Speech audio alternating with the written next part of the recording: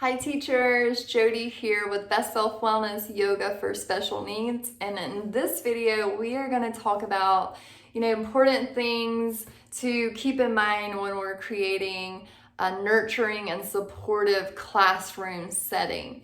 And I feel like, this is something that I continue to speak to the importance of because when we're working with this population, when we're bringing yoga to special needs, it's just in the title. There's special needs here, and there's special considerations. And I always say, I just think this is universal stuff, but I feel like it's really extremely important when we're working with this population. Because we're thinking about students who may, have more trouble self-regulating, calming themselves down, feeling safe, holding still, or moving their body. So these are some of the things that have been highlighted in my work as a yoga teacher for special needs. And the most important thing, number one on this list, is my personal regulation. My ability and my personal practice to keep myself regulated, to keep myself balanced and in good mental health. And I know this because I'm not going to say I've done this perfectly. This is why I feel like it's number one. Is, like I said, a lot of these students, have compromised nervous systems, and that's going to prevent their ability to self-regulate and feel safe. So even typical developing children, their nervous system is immature, and so they regulate on adults. They regulate on the adults around them. And so this is true for students with special needs past childhood and into adulthood. So we all experience this, but as typical developing humans, we start to learn tools and tricks and we start to build that strong nervous system, and we learn how to regulate and cycle ourselves most days. I think most days I got that. Some days still kind of questionable, but I'm going in and I'm offering this practice to students and teachers, and I am coming in regulated so that I can hold space for them. And I know I say this all the time, universal. This is, I feel like, a same practice. It's important for all yoga classrooms. We're, even, apart from being a teacher, when I go in for a personal practice, I want to feel the calm vibe, the smooth, the regulated voice and tone of voice from the teacher, because that's going to help me be like, this is safe. I can drop in. I don't have to keep scanning my environment.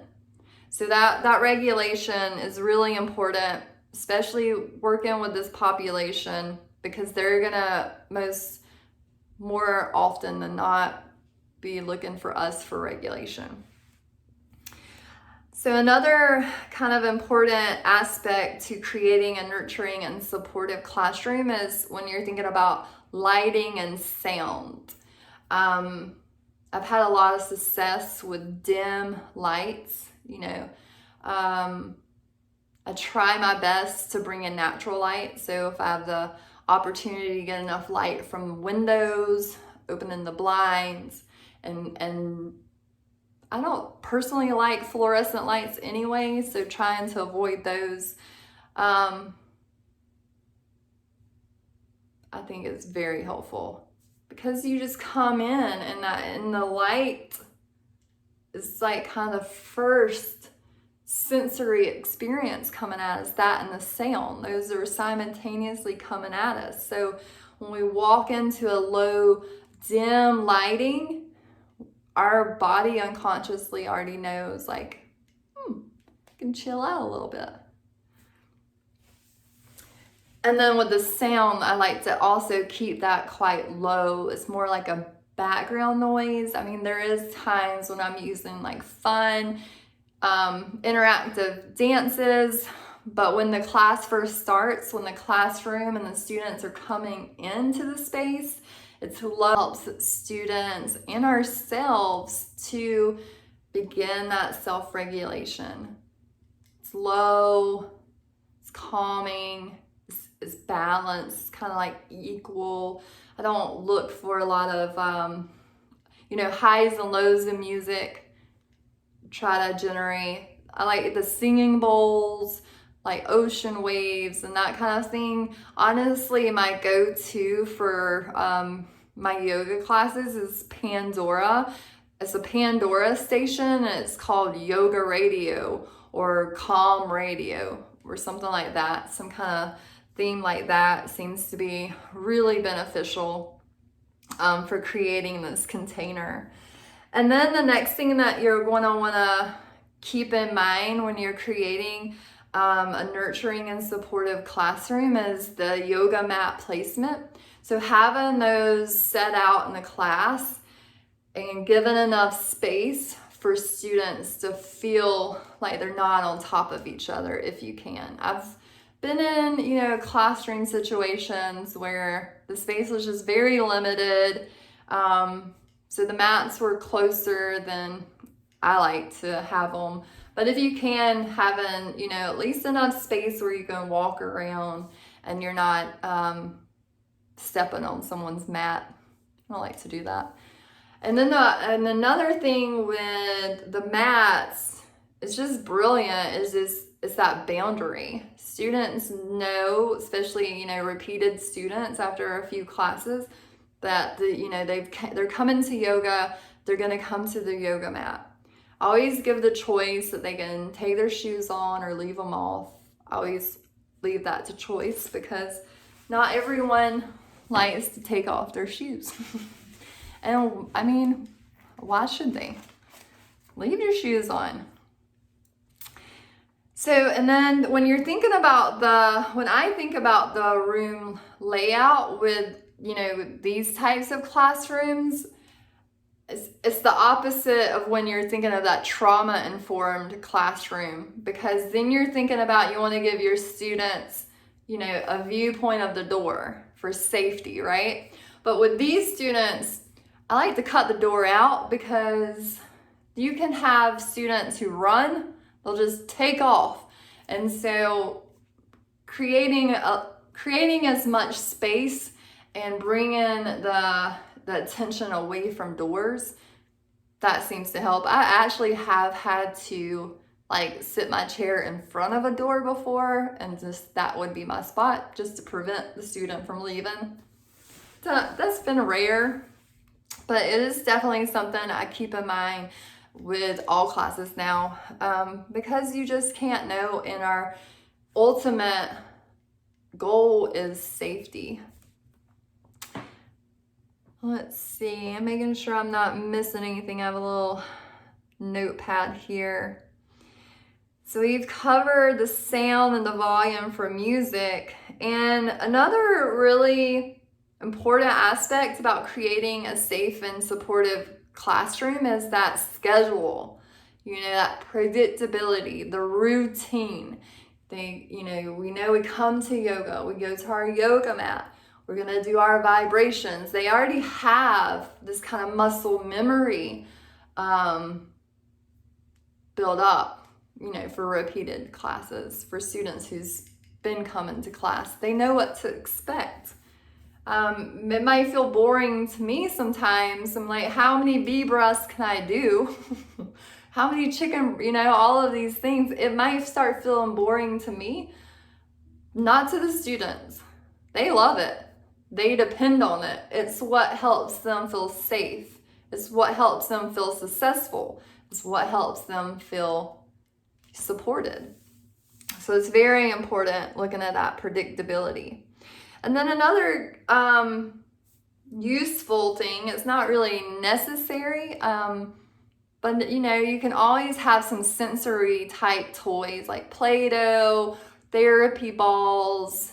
In the video about the props and toys, that magic wand, things like that. I'm saying that it's not necessary because what I've seen going into classrooms is that students who really depend on those kind of sensory toys will probably come to class with them.